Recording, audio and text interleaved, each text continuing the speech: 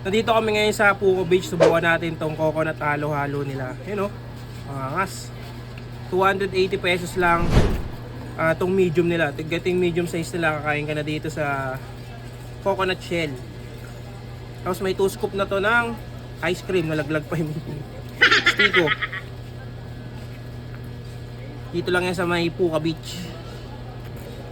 Tikman natin.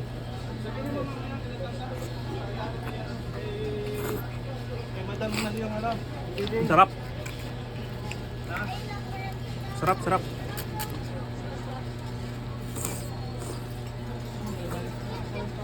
Panalo. Ang lasa. Ayos. Sarap. Sarap. Tingnan nila. Pwede ito istroyin eh.